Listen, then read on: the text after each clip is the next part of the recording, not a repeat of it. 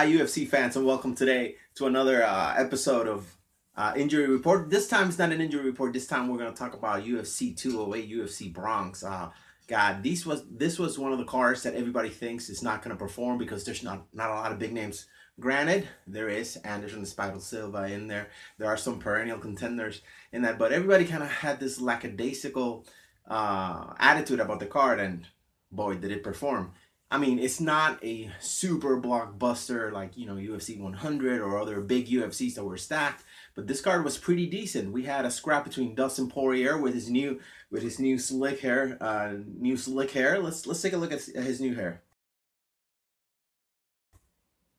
Dustin Poirier rocking the new hair, kind of looking like Big Brown of the fighter and the kid, but it's all right. It's all cool, all love. I mean, that fight was great. I think it's fight of the night, actually. I think those guys will get some bonuses. If not the actual fight of the night bonus, they'll get some discretionary bonus. They put everything on the line. We saw Jim Miller being really sharp on round one. And then Dustin Poirier kind of picked up the boxing and was able to kind of squeeze through the decision. People are going to complain, but that fight, who won? We won. Right? Next up in there, we saw, of course, Jacare Ronaldo Jacare Azusa versus Tim the Barbarian Boach. Man, that fight, I expected it to go. I visualized this fight as I was trying to make my picks yesterday, and I saw this fight happening exactly as I did. Jacare just slid. Actually, we have a WME safe clip that we got the authorization directly from Ari Emanuel. Thank you, Ari. Let's take a look at Jacare clamping on Tim Boach's arm. Take a look, everybody.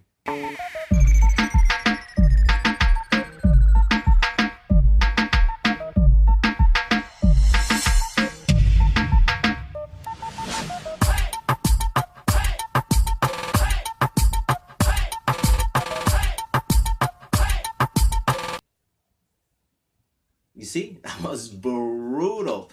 Next up on the notables, we have Anderson Silva. Oh, that fight was really special for all of us hardcore, long, fans of a lot of time.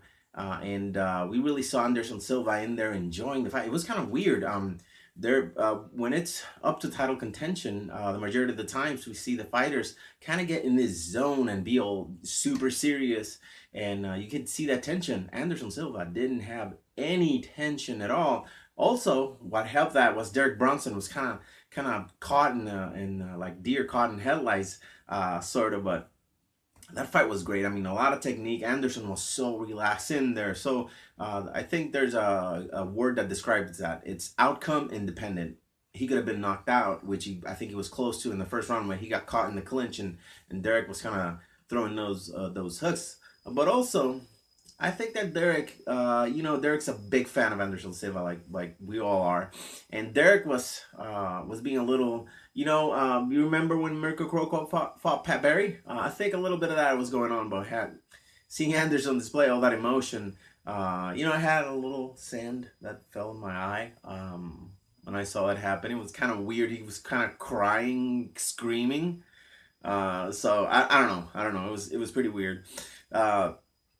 Man, those fights were amazing. Actually, we're doing the video as Holly Holm is fighting the Randomy, and we're actually going to post a breakdown of that fight later on. We just wanted to give you a little quick morsel of a video to let you know what's up and what went down in UFC 208. A great fight card. It kind of sets the precedent for the bigger cards coming up. So keep glued to our channel.